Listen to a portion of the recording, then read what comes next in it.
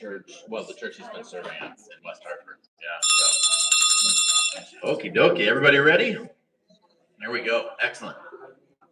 So we have now spent 3 weeks looking at the life of Abraham.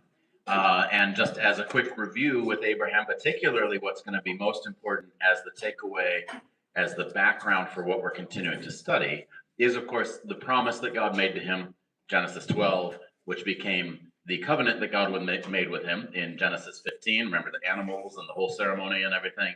And then that was fully sealed with the covenant of circumcision in Genesis chapter 17.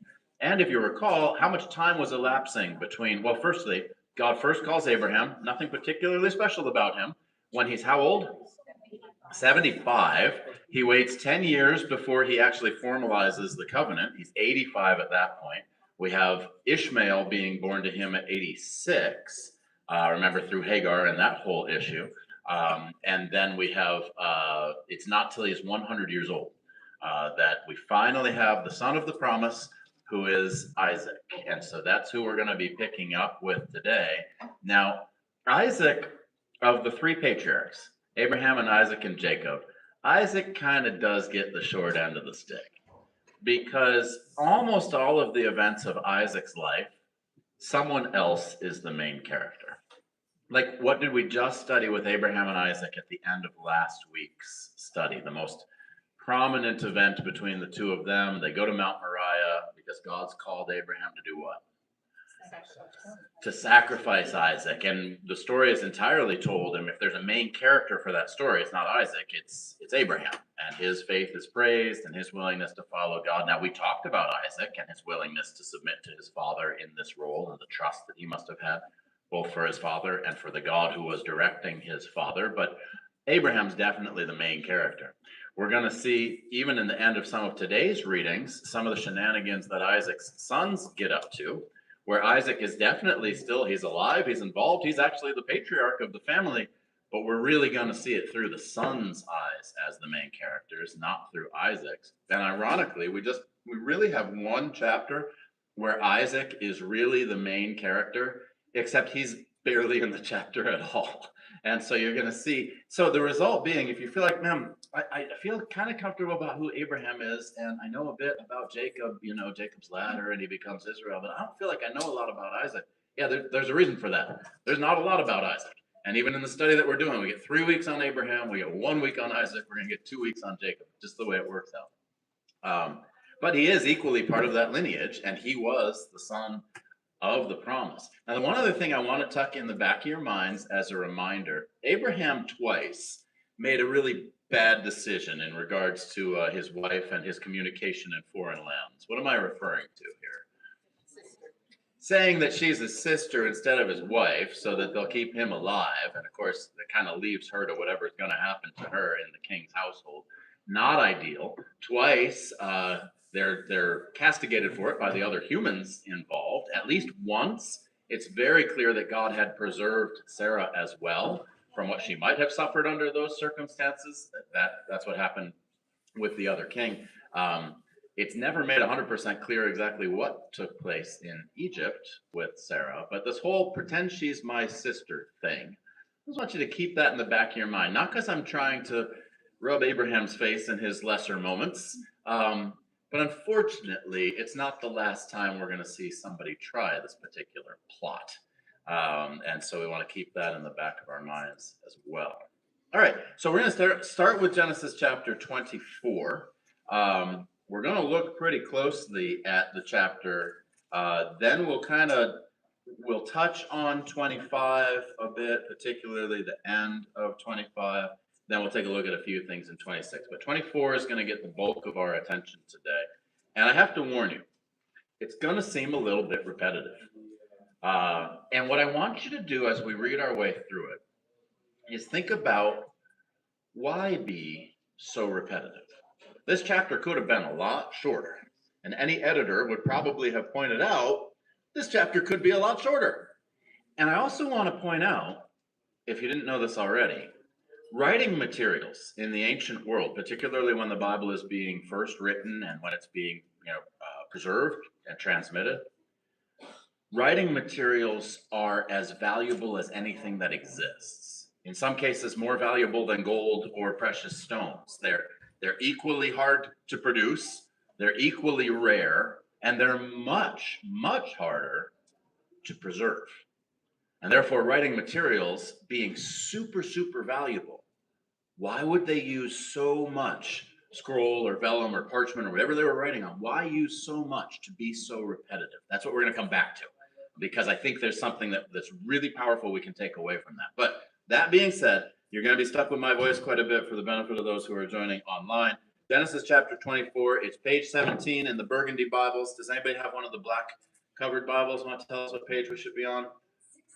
Page 16. All right, we're one page ahead of y'all if we're in the Burgundy one, and it's we're reading from the ESV if you're using any apps or anything like that. Okay, chapter 24. Now Abraham was old, well advanced in years, and the Lord had blessed Abraham in all things. And Abraham said to his servant, the oldest of his household, who had charge of all that he had, "Put your hand under my thigh, that I may make you swear by the Lord, the God of heaven and the God of the earth, that you will not take a wife for my son from among the daughters of the Canaanites among whom I dwell, but will go to my country and to my kindred and take a wife for my son Isaac." The servant said to him, "Perhaps the woman may not be willing to follow me to this land. Must I then take your son back to the land from which you came?" Abraham said to him, "See to it that you do not take my son back there. The Lord, the God of heaven, who took me from my father's house and from the land of my kindred, and who spoke to me and swore to me, to your offspring I will give this land, he will send his angel before you, and you shall take a wife for my son from there. But if the woman is not willing to follow you, then you will be free from this oath of mine, only you must not take my son back there." So the servant put his hand under the thigh of Abraham his master, and swore to him concerning this matter. Let's pull this apart just a little bit. So can we summarize what the instructions were to the servant here? I'll even make some notes. What's he supposed to do? What's the task? Find a wife. His king. Yep. So we're supposed to find a wife, and who's the wife for? Isaac. Yeah. So find a wife for Isaac. Okay. So what are some of the specifics here? Some of the check marks he needs to be able to check off. I heard one already. Not a local girl. So he's supposed to go to where? The land of his king. Yep. So go back to my kin.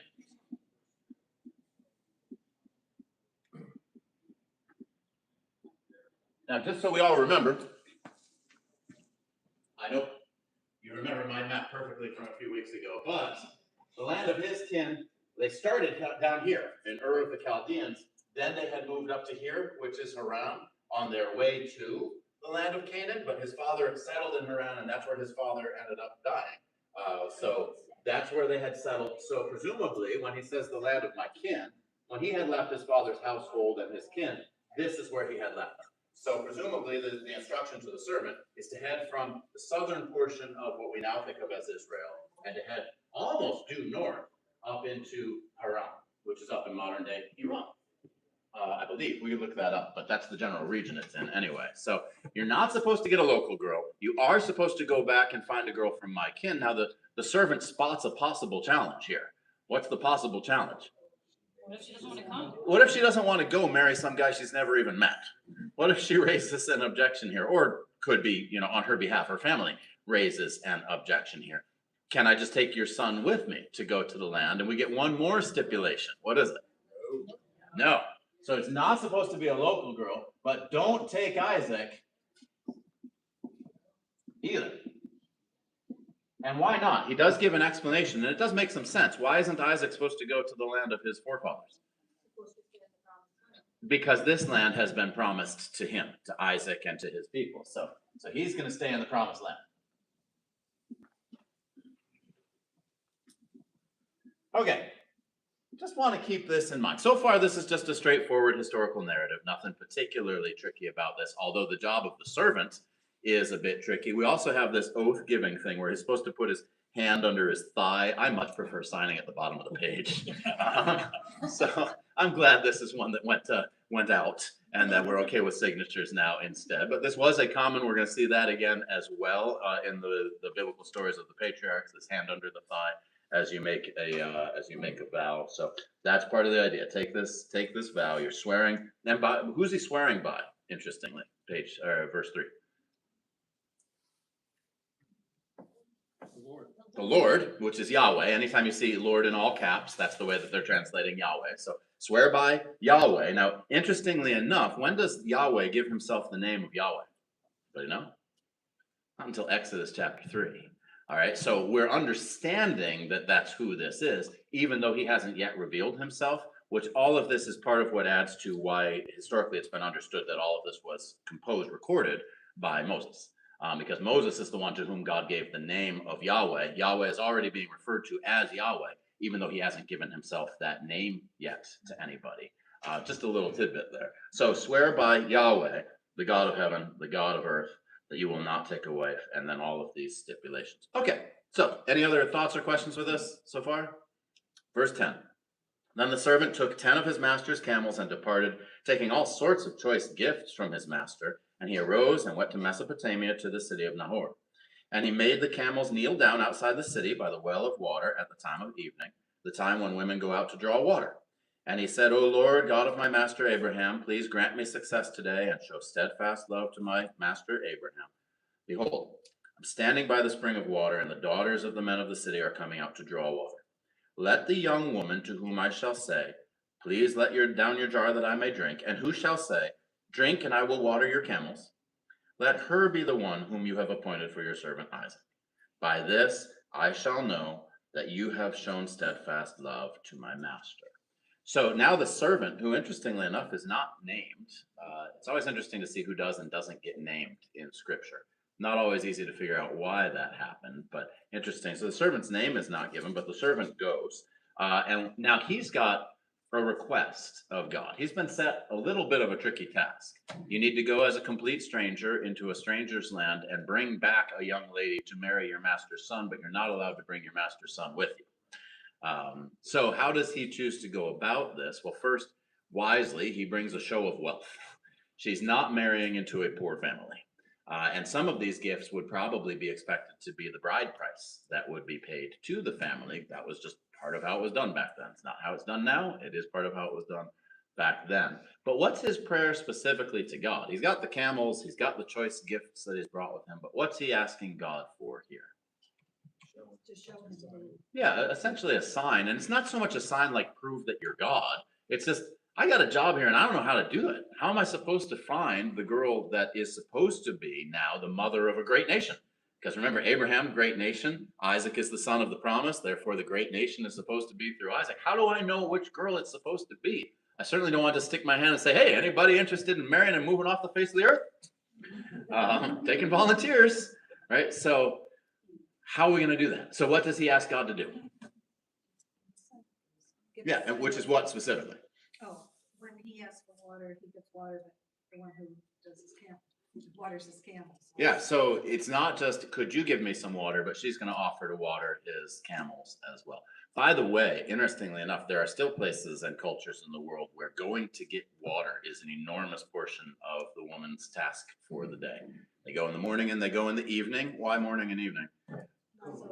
Yeah, so it's cooler because it's hot. Why not overnight then? Because they don't have lights and you can't carry lights and carry water at the same time. So you go in the morning, you go at night. This factors in to the woman at the well that we saw just recently in our lectionary. She's there in the middle of the day. Nobody else goes in the middle of the day. Why? Because she's been married a bunch of times and maybe there's some issues there. So it's the evening. It's the cool of the evening. It's the time that the young ladies of the house are heading, or of the village are heading out to the well to bring the water. And so his prayer is that when I ask if someone can provide me with water, that there's going to be a young lady who's going to say, how about for your camels as well? Anybody know much about camels? They drink a lot, especially if they've been on a long journey. How many camels does he have? 10 camels. This girl is a worker. And it's extremely, she has no, I mean, hospitality is pretty important in this culture, so welcoming him into their tents or so forth. But she has no particular reason that she should have to draw, however many times she's going to have to draw to fully water 10 camels. So this is kind of a big ask that somebody would just voluntarily say this, and certainly it's not something you're expecting dozens of people to do just by chance. You know, he's not saying let it be the girl with dark hair, you know. All right, probably gonna be a lot of girls with dark hair, but there aren't gonna probably be a lot of girls offering this. All right, so any other thoughts or questions with this as we're going on? Yeah, Lisa, and then Weren't the wells like really difficult to get water from too? Like gotta- this would have been a whole. yeah, big- this is this is not just like redirecting a chute, you know, or something. Yeah, you typically what's done is you lower. I mean, picture a wishing well, right? We can picture that because that's the same technology that was in place for an awfully long time until we had submersible electric wells. They didn't have pumps then either. So you lower a bucket down, you raise the bucket up, then you can dump it into a trough or something like that, and you keep doing that. How big the bucket was, how much it weighed, I don't know. Whether they had figured out, you know, pulley systems to at least take some of the weight work out of it, don't know that either. But this is work. This is not a quick job. Hella, and then Carol, and then Dave. I just find it interesting that he says, the God of my master Abraham. He Yep. doesn't say my God, Mhm. but still he puts his entire trust in God to solve this problem that he has no clue what to do. Here, God, this is you, my master's God. Yep. I trust you, so I trust you Yeah. that you're gonna make it happen. I don't know how, but you're gonna make it happen. So Yeah. I find that very inspiring. It is very inspiring that essentially it's what we could think of as secondhand faith, the God of my master Abraham, but it's real faith. You know, he sees what God. Now, this would, by the way, are you sending? If you're Abraham, who are you sending on this task? Servant. You're sending a servant, certainly, but as you have multiple servants, what are you looking for from the servant? You're sending your top guy. This may be Eliezer of Damascus, the one that Abraham thought was going to inherit. It doesn't say, so we don't know. That's part of why I said it's sort of interesting that it doesn't have the name. Maybe it's so we don't get distracted by that, but now I've distracted you, so sorry. But you're definitely sending somebody you totally trust because you're giving him a ton of wealth and sending him off. And he's supposed to come back without it.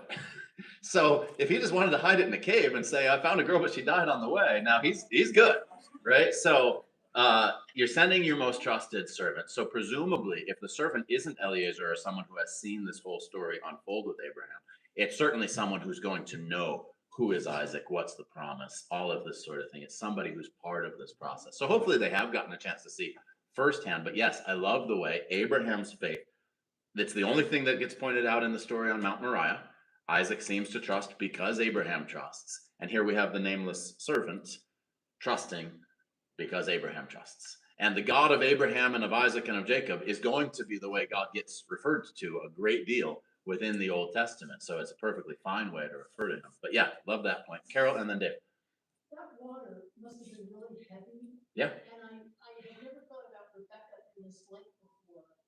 She must have been like a Rosie the River. Yeah. Yeah.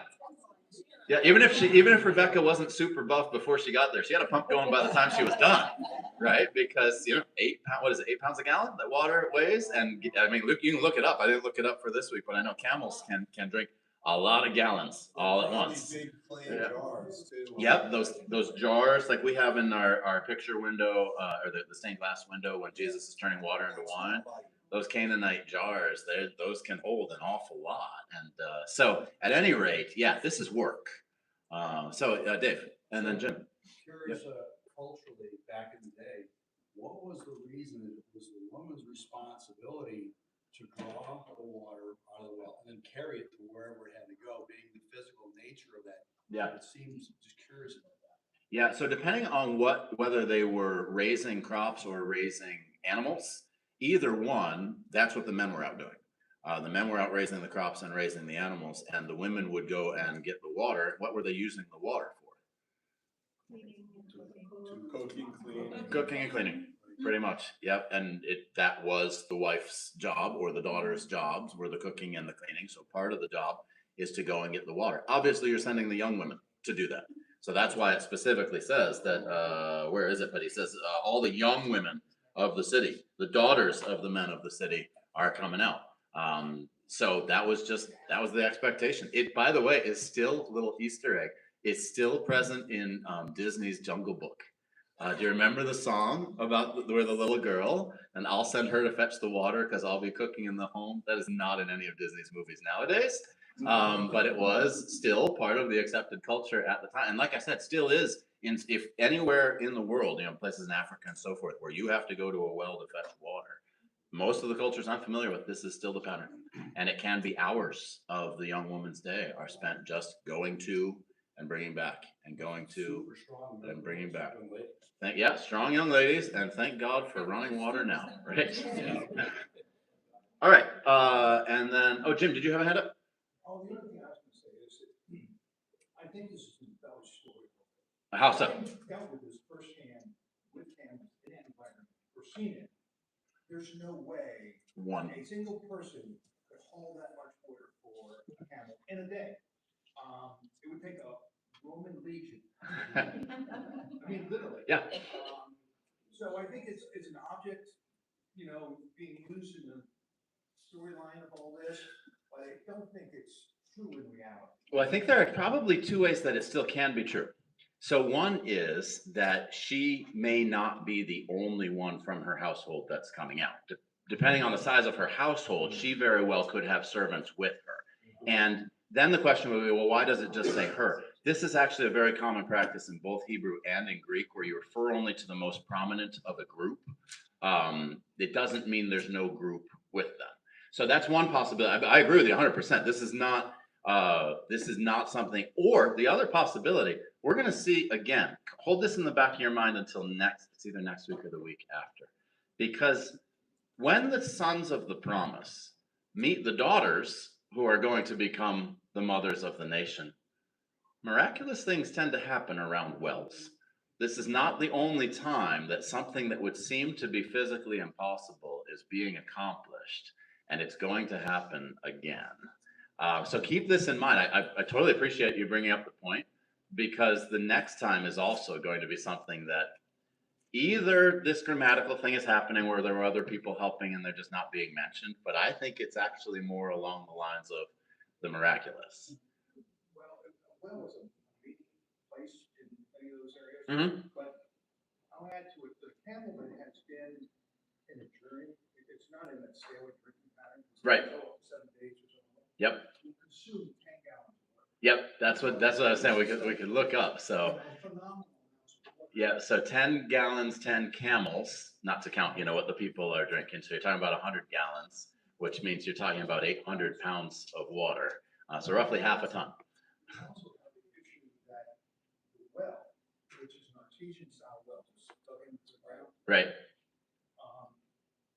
I don't know that terrain there, particularly looking at it. Yep. So it's a riverbed or a stream bed, it's gonna have more ground table. Yep. But in many of those places, if you consumed 20 gallons of water out of there, you would bring the well down to dry.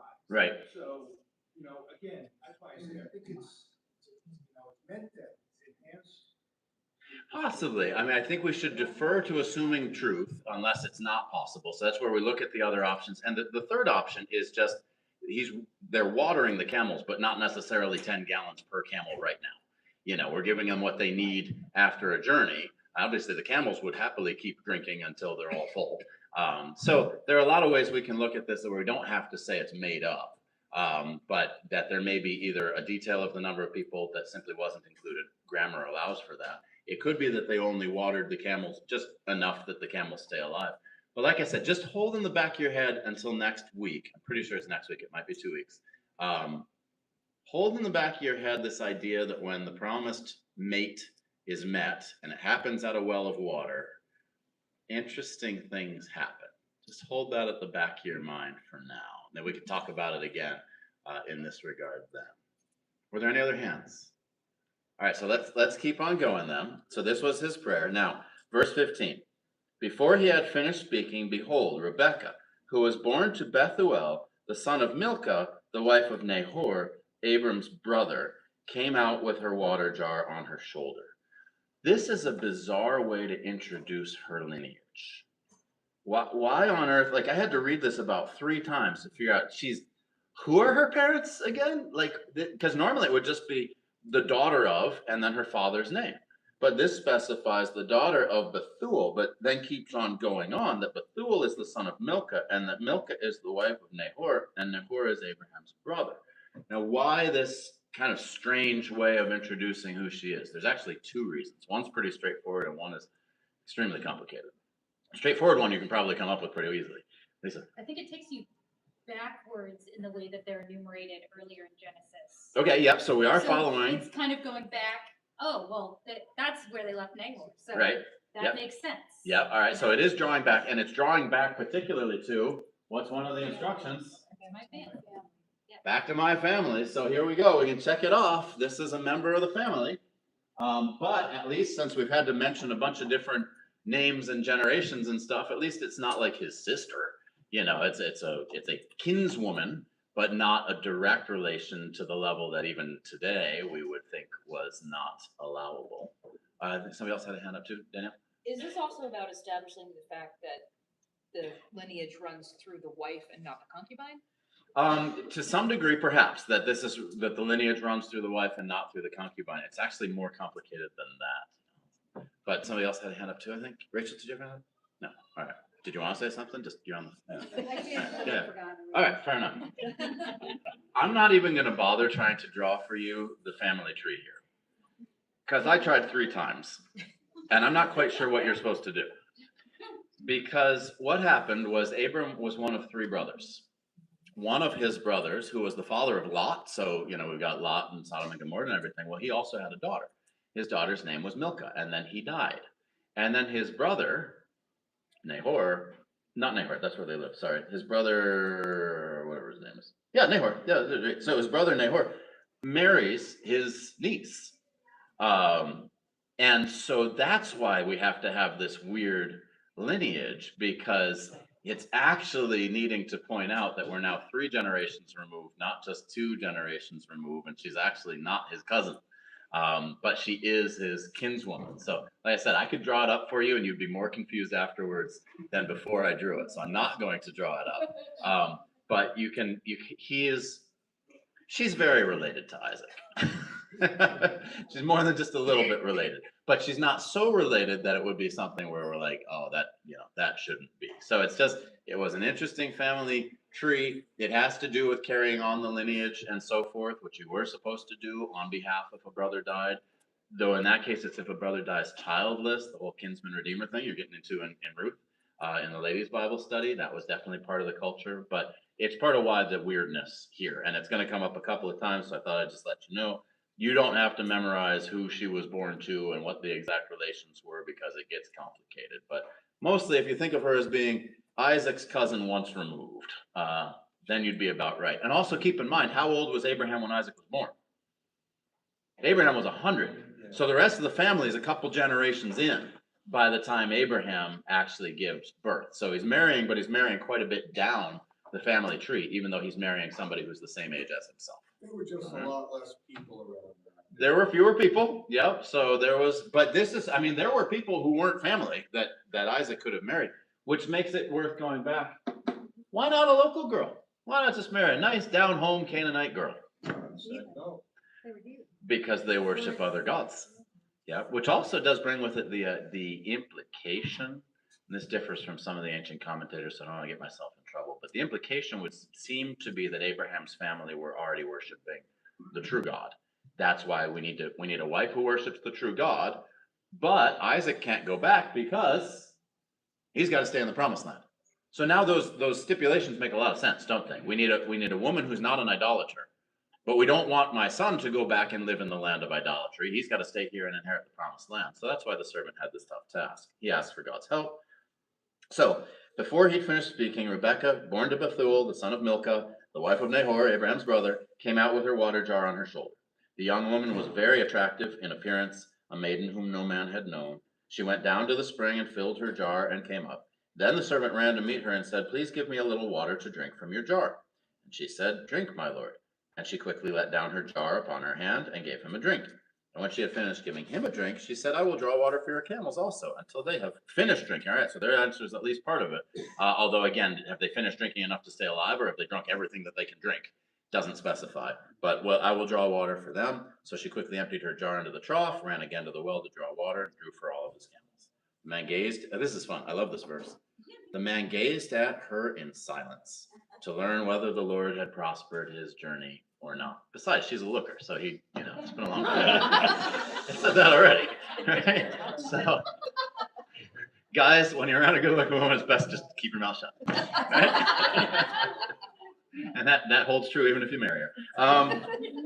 So he gazes at her in silence to learn whether the Lord. Then the camels have finished drinking. The man takes a gold ring weighing half a shekel, 2 bracelets for her arms weighing 10 gold shekels, and said, "Please tell me whose daughter you are.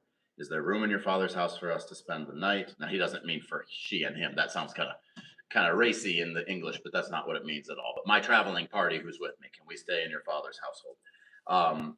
And she says, "I'm the daughter of Bethuel, the son of Milcah, whom she bore to Nahor." So here we get this repeated again. So clearly they're keeping the family history pretty straight here. She added, "We have plenty of both straw and fodder and room to spend the night." So he bowed his head and he worshipped the Lord, Yahweh, and said, "Blessed be the Lord, the God of my master Abraham." There's that same language again, who has not forsaken his steadfast love and his faithfulness toward my master. And as for me, the Lord has led me in the way to the house of my master's kinsman. Then the young woman ran and told her mother's household about these things. Yeah, Alex. Do you think that there's any hint that perhaps she would be rewarded for this task? I don't think there's a hint there, but she can see this as a dude with 10 camels and a lot of stuff, right? So I don't think we need to assume there's gold digging happening here to recognize that this is somebody. I think it's easier if we see it through the lens of hospitality expectations back then. You were supposed to show hospitality to absolutely anybody. But if somebody comes in with quite the retinue, like this guy, that's somebody that your whole village should be trying to show honor to. And those who, not everybody can afford to host this guy, plus the other attendants, plus the 10 camels. Not everybody can do that. So it would be up to the wealthier elders of the town to take on this task.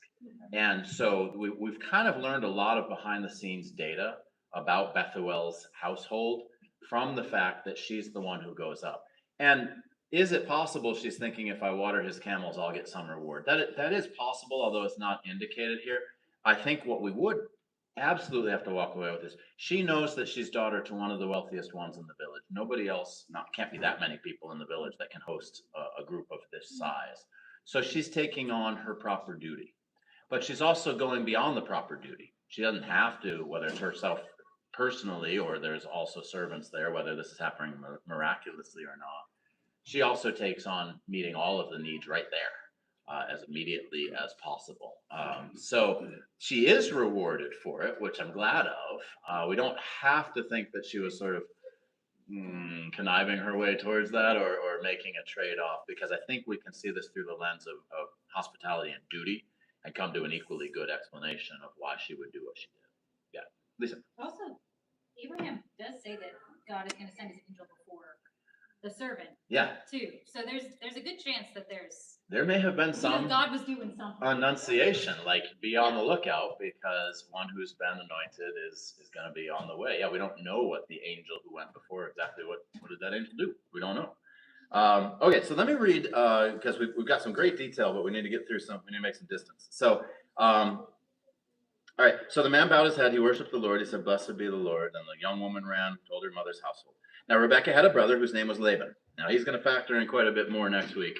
But Laban ran out toward the man to the spring, and as soon as he saw the ring and the bracelets on his sister's arms, and heard the words of Rebecca his sister, "Thus the man spoke to me," he went to the man, and behold, he was standing by the camels at the spring, and he said, "Come in, O blessed of the Lord." Now this may speak to the angel thing. Why call him O blessed of Yahweh if you don't even know who this guy is? But maybe Rebecca had heard the prayer that he had offered. It certainly really underlines, and I think makes pretty undeniable, they are worshipers of the true God, of Yahweh.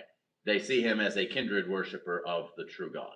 And that may also factor in whether anything had been communicated prior to the watering of the camels, certainly afterwards, and he gives glory to Yahweh. So then he says, "Why do you stand outside? I've prepared the house and a place for the camels." So the man came to the house, he unharnessed the camels, he gave straw and fodder to the camels, There's water to wash his feet and the feet of the men who were with him. Food was set before him, but he said, I will not eat until I have said what I have to say. So Laban, still speaking on behalf of his father's household, says, speak on.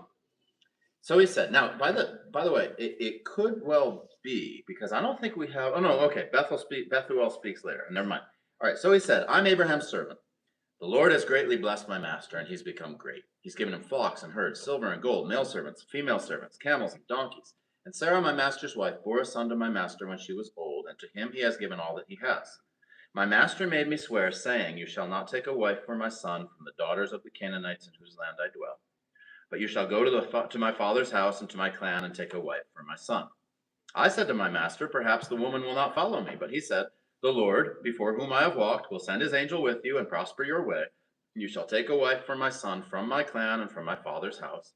Then you will be free from my oath when you come to my clan. And if they will not give her to you, you will be free from my oath. All right, this sounding a little bit familiar? That's the second time, not quite letter for letter, but awfully close, that we're getting this exact same instruction, or at least recounting it. Verse 42, still the servant speaking. I came today to the spring and said, O Lord, the God of my master Abraham, if now you are prospering the way that I go, behold, I am standing by the spring of water. Let the virgin who comes out to draw water, to whom I shall say, please give me a little water from your jar to drink, and who will say to me, drink, and I will draw for your camels also. Let her be the woman whom the Lord has appointed for my master's son. Sounding familiar again? Yeah, we just read this. Before I had finished speaking in my heart, behold, Rebekah came out with her water jar on her shoulder, and she went down to the spring, and I drew water. And I said to her, please let me drink. She quickly let down her jar from her shoulder and said, drink, and I will give your camels drink also. So I drank, and she gave the camels drink also. Then I asked her, whose daughter are you? And she said, the daughter of Bethuel and Naor's son, whom Milcah bore to him. At this point, are you thinking, like, Pastor, could you just skip ahead? No, I can't. And I'll explain why. So I put the ring on her nose and the bracelets in her arms. Then I bowed my head and worshipped the Lord and blessed the Lord, the God of my master Abraham, who had led me by the right way, to take the daughter of my master's kinsman for his son. Now then, if you're going to show steadfast love and faithfulness to my master, tell me. And if not, tell me, that I may turn to the right hand or to the left. Then Laban and Bethuel answered and said, the thing has come from the Lord. We cannot speak to you, bad or good. Behold, Rebekah is before you. Take her and go, and let her be the wife of your master's son, as the Lord has spoken. When Abraham's servant heard their words, he bowed himself to the earth before the Lord. And the servant brought out jewelry of silver and of gold and garments, and gave them to Rebekah. He also gave to her brother and her mother, this is the bride price, the costly ornaments. And he and the men who were with him ate and drank, and they spent the night there. When they arose in the morning, he said, send me away to my master. Her brother and mother said, let the woman remain with us a while, at least 10 days. After that she may go. But he said to them, do not delay me, since the Lord has prospered my way. Send me away that I may go to my master. And they said, let us call the young woman and ask her. And they called Rebekah and said to her, will you go with this man? And she said, I will go. So they sent away Rebekah their sister, and her nurse, and Abraham's servant and his men. And they blessed Rebekah and said to her, O sister, may you become thousands of 10,000s, and may your offspring possess the gate of those who hate them. Then Rebekah and her young women arose and rode on the camels. So we know she does have young women. She has servants. Maybe that factors into the watering of the camels. But they arose, they rode on the camels, they followed the man. Thus the servant took Rebekah and went his way. Now Isaac had returned from Beer Lahai Roi. Now remember, that was named by Hagar for Ishmael when God had seen and heard her cry. So the history is stacking up. He's dwelling in the Negev.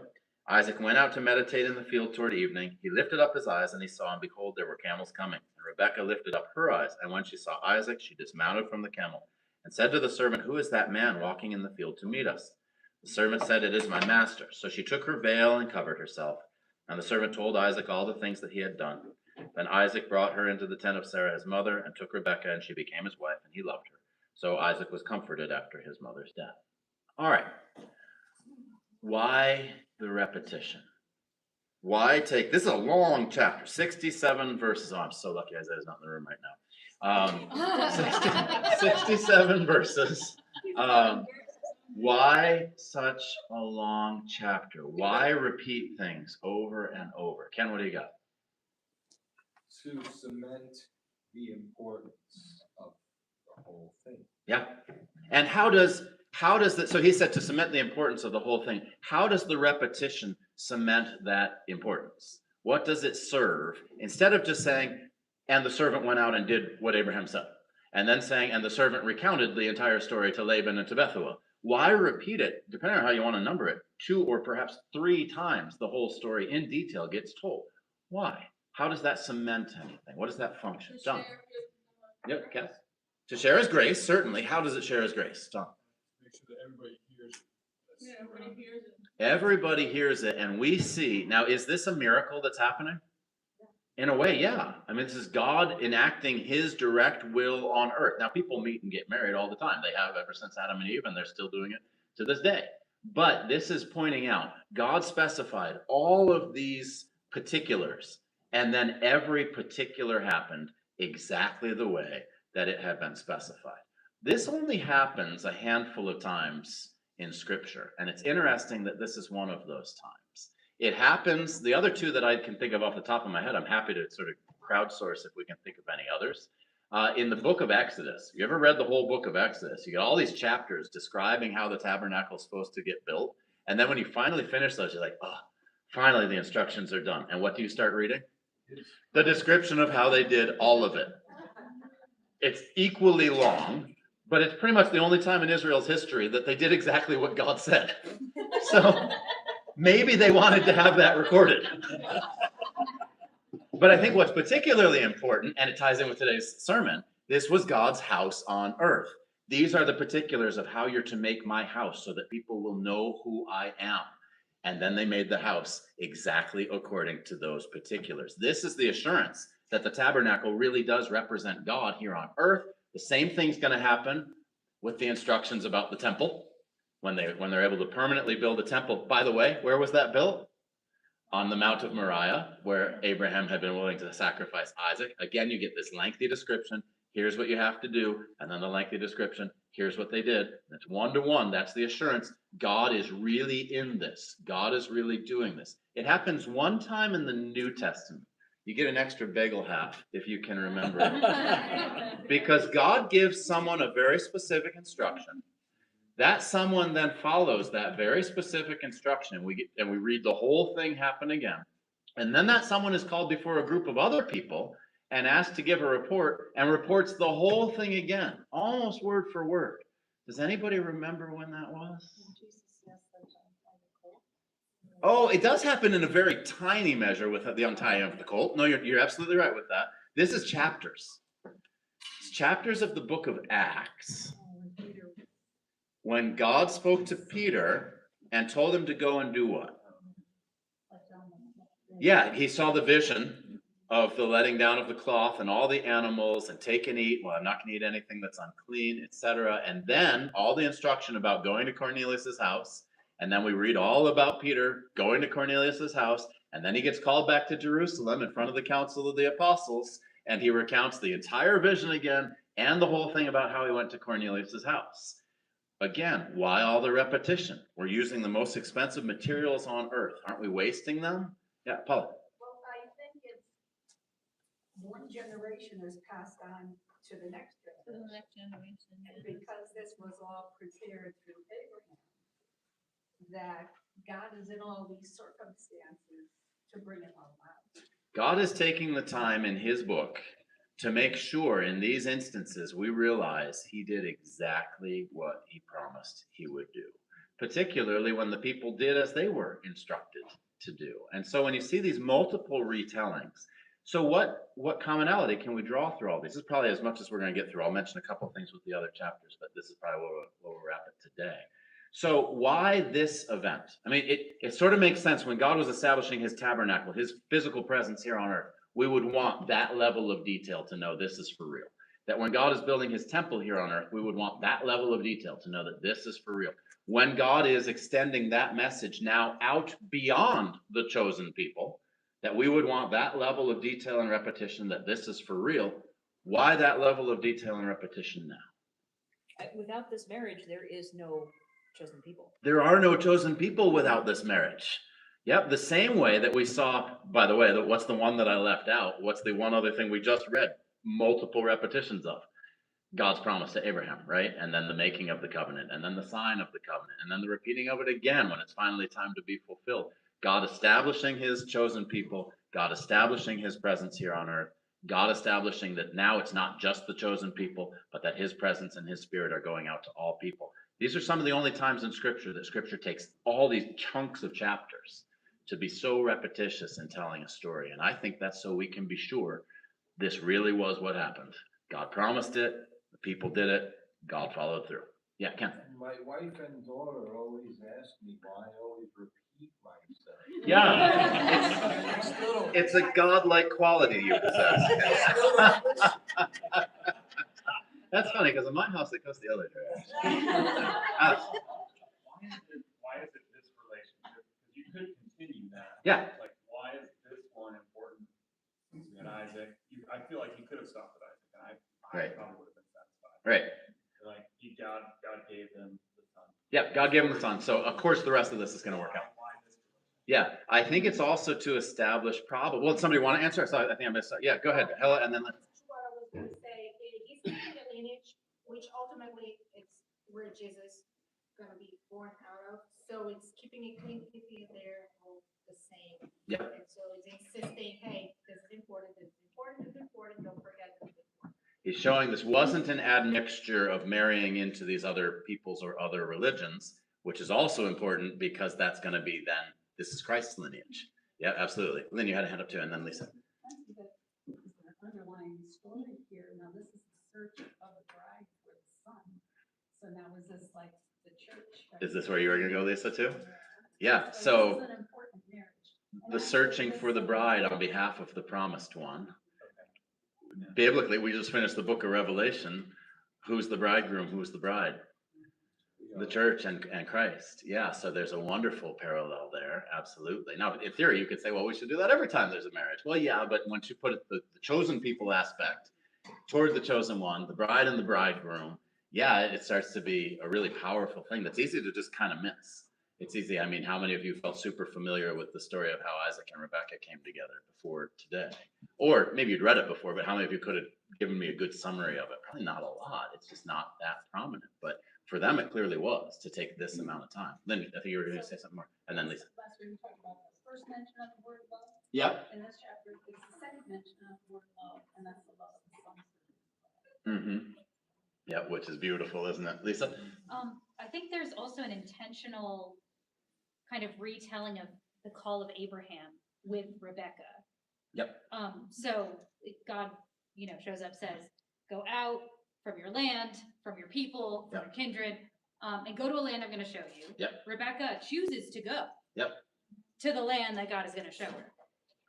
And then you also have, going to make you a great nation, I'm going to bless you, you're going to be a blessing, and curse those who curse Yep. you. Yep. And you get that in this little poem that is said over her as she leaves. Yeah, becoming thousands of 10,000s, offsprings possessing the gate. Yeah, in a lot of ways you have now through Rebecca, the repetition of the promises that were given to Abraham, which makes it very, very explicitly plain.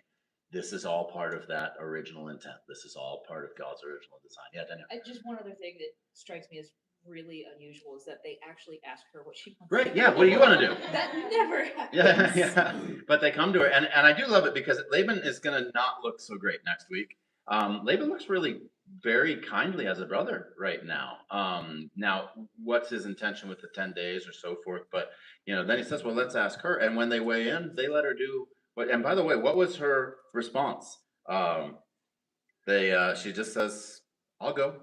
But what, on the basis of what? I mean, there's the wealth. We've talked about that. But what has she now seen for certain through the servant? Yeah, Ken.